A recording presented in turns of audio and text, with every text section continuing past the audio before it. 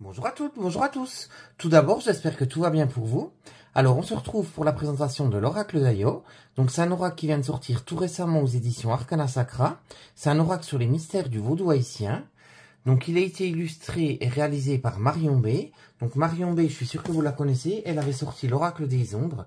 Donc, l'oracle des ombres, c'était celui-ci. Pareil, il était sorti aux éditions Arcana Sacra. Ça permettait de mettre en lumière ces parts d'ombre. Donc là, on va découvrir celui-ci qui est l'oracle d'Ayo. Donc déjà, rien que l'illustration, je la trouve super sympa. Elle est hyper lumineuse. Je vais l'approcher que vous puissiez la voir correctement. Elle est vraiment chouette. Donc il est illustré pareil tout autour. Vraiment, c'est un super coffret. Alors, on va le découvrir ensemble. Plongez dans les mystères du vaudou. L'oracle d'Ayo vous ouvre les portes d'un univers riche et fascinant, en révélant les nuances et la lumière de la spiritualité vaudou. Oubliez les clichés des sombres sortilèges ou de la poupée vaudou et découvrez une pratique positive et bienveillante. Incarnation de ses préceptes ancestraux, Ayo vous transporte par ses paroles et ses chants vers des rivages mystérieux emplis de force insoupçonnée.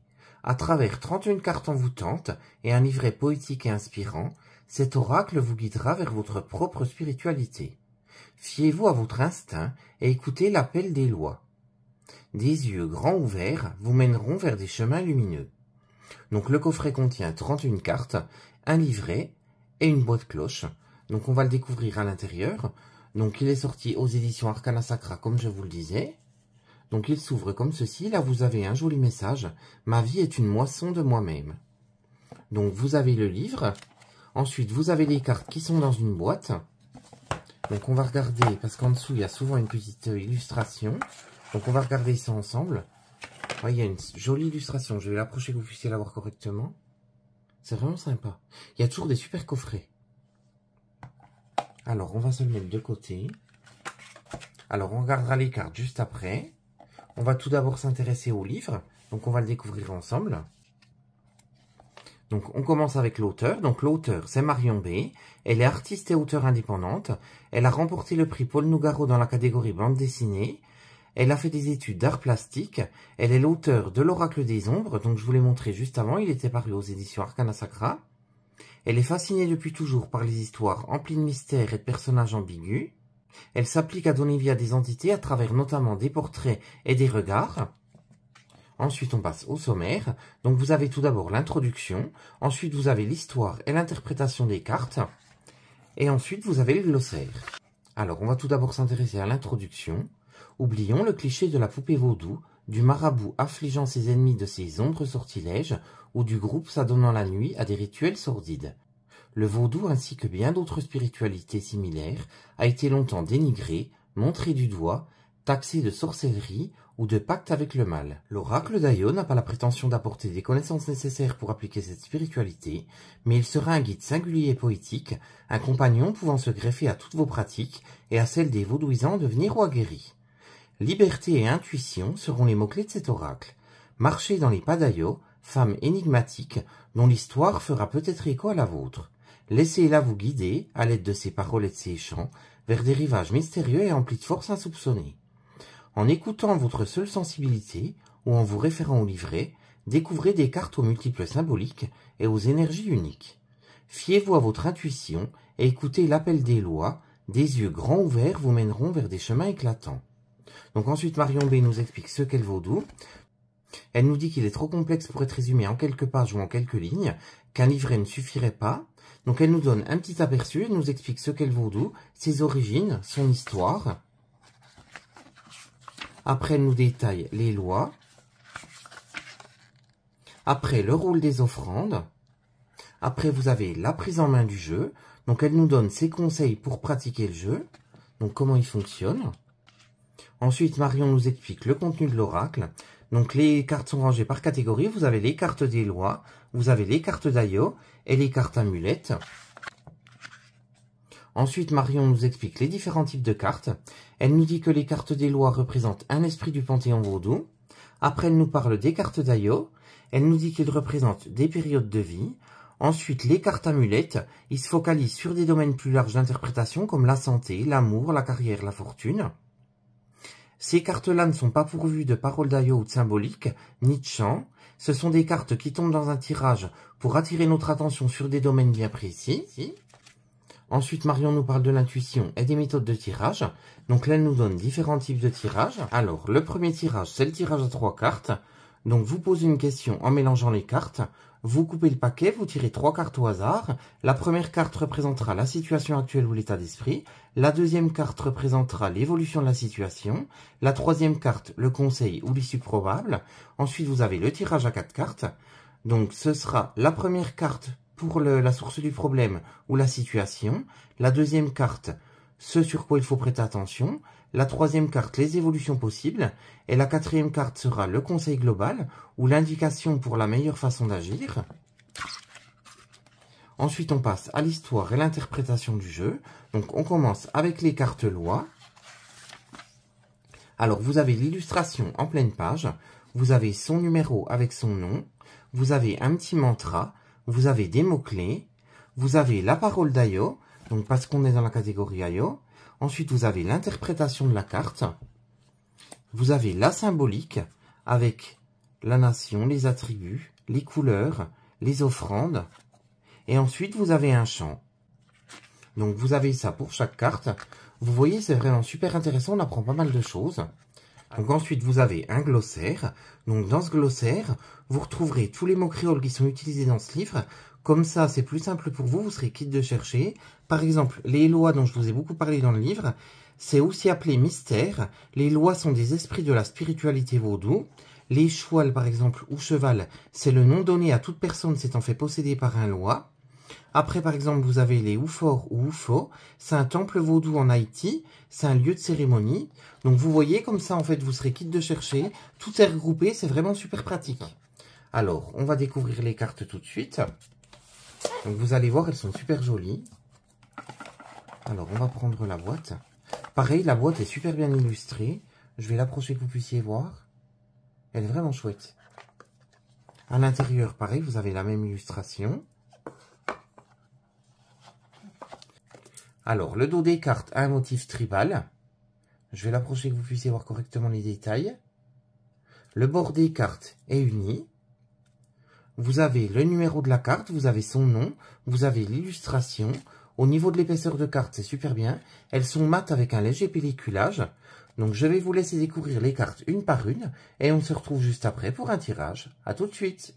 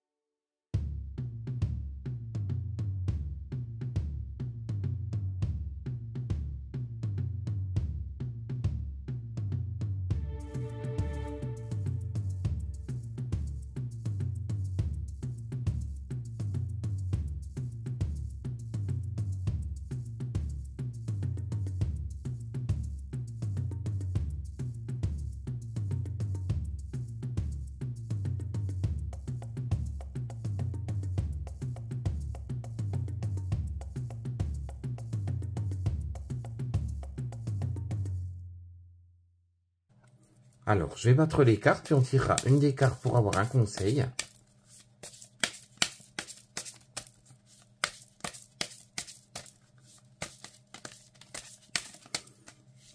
Alors, quel est notre message?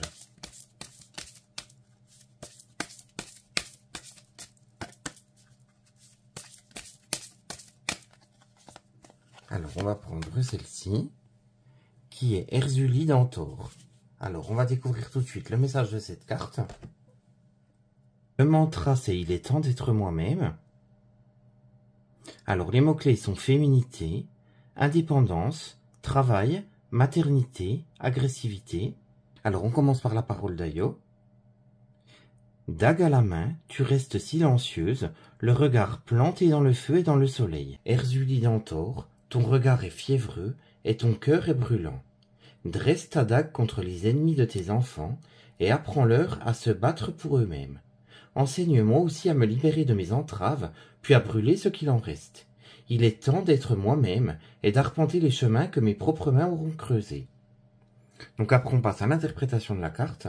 Loa, muette et balafrée, souvent représentée avec sa fille dans les bras et une dague à la main ou à la ceinture. À l'inverse de sa rivale, Erzuli d'Antor n'a que peu d'intérêt pour la séduction, la beauté et les convenances. On raconte que c'est Erzuli Freda qui lui aurait infligé ses cicatrices à la suite d'une dispute, ou alors qu'Erzula d'Antor aurait combattu pendant l'indépendance haïtienne avant de devenir une loi après sa mort. Selon la version de l'histoire, Erzuli d'Antor se serait fait couper la langue par ses propres compagnons afin qu'elle ne révèle aucun de leurs secrets. Pour d'autres, c'est un esclavagiste qui lui aurait fait ceci en guise de punition. Quoi qu'il en soit, Erzuli d'Antor est aujourd'hui la représentation de la figure féminine forte, combative et indépendante. En plus d'être une farouche protectrice des femmes et des enfants, certains la considèrent également comme la patronne des lesbiennes. Travailleuse acharnée, Erzuli d'Antor vous incite à prendre votre vie en main, à devenir autonome et à grandir par vos propres moyens, sans avoir à vous appuyer sur autrui. Elle vous rappelle que la solution à un problème ne se trouve pas forcément chez les autres, mais que vous possédez également les atouts nécessaires pour le résoudre. La carte d'Erzuli d'Antor vous avertit que le chemin à parcourir pour mener vos projets à bien, ou pour atteindre l'indépendance, sera certainement long et pénible, mais que vous parviendrez à vos fins à force d'acharnement. En plus d'être une figure forte et autonome, Erzuli d'Antor est également dévouée à sa cause et à ses enfants.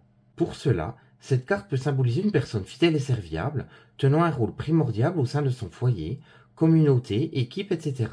Cette carte peut aussi représenter la maternité, la mère louve par excellence, et ou une relation fusionnelle avec des enfants ou des membres de votre entourage. Attention cependant au comportement excessivement protecteur. Enfin, la carte d'Erzuli d'Antor encourage à sortir du moule, à cesser de craindre le regard d'autrui et à se livrer à la passion et à l'amour sans tabou. Elle peut également pointer du doigt un certain mal-être à l'origine d'un comportement agressif et difficilement contrôlable. Faites donc attention à ne pas vous renfermer sur vous-même et à ne pas rejeter sans cesse les mains tendues vers vous. Accepter de faire de la place à autrui et revoir votre mode de vie ne mettra pas forcément à mal vos choix et votre indépendance. La carte d'Erzuli d'Antor veillera sur les homosexuels, toutes les femmes et les enfants, ainsi que sur les hommes, qui les protègent et les aiment sincèrement. Donc après vous avez la symbolique, donc la nation c'est Pedro, les couleurs seront le rouge, le bleu roi, l'or, les attributs sont le poignard, le cœur blessé par une dague, les offrandes, le tabac, le café noir, la crème de cacao, le raisin rouge, le vin rouge, le griot haïtien, donc c'est un plat haïtien à base de viande et de porc mariné. Après, on passe au chant. Erzuli d'Antor, tu berces l'enfant. Dans tes bras, il n'a rien à craindre. Le feu, le vent, la pluie ne peuvent rien faire. Dans tes bras, il est en sécurité. Transmets ton courage à nos enfants, que tes enseignements se propagent, que ta protection touche notre foyer. Erzuli d'Antor, tu berces l'enfant, dans tes bras, il n'a rien à craindre. Donc là, le message du jour, ça peut dire qu'il faut que vous fassiez preuve d'un peu plus d'autonomie, qu'il faut essayer de vous débrouiller par vous-même, que vous avez toutes les solutions en vous pour réussir, que vous pensez peut-être actuellement avoir une problématique, mais que vous avez toutes les solutions pour réussir. Ça peut dire également au contraire que vous essayez de vous débrouiller tout seul, mais qu'il faut des fois accepter de l'aide des autres, qu'il faut que vous acceptiez la main tendue, accepter ces personnes qui se tournent vers vous pour vous proposer leur aide, qu'il faut accepter des fois un petit peu le travail en équipe. Ça peut dire aussi que vous êtes une personne battante. Alors, je ne sais pas ce que vous avez pensé de cet oracle. Pour ma part, je trouve les illustrations vraiment très jolies. Je trouve également qu'on apprend énormément de choses sur le vaudou. C'est vraiment quelque chose de mystérieux, mais on apprend énormément avec ce livre. Ça peut nous permettre de faire un véritable travail sur soi. N'hésitez pas à me dire ce que vous en avez pensé, si vous avez aimé cet oracle. Si vous l'aviez déjà vu, qu'est-ce que vous en pensez? Je vous remercie beaucoup d'avoir suivi la vidéo. On se retrouve très vite pour une prochaine vidéo. En attendant, je vous fais de gros bisous et je vous dis à très vite. Bisous bisous.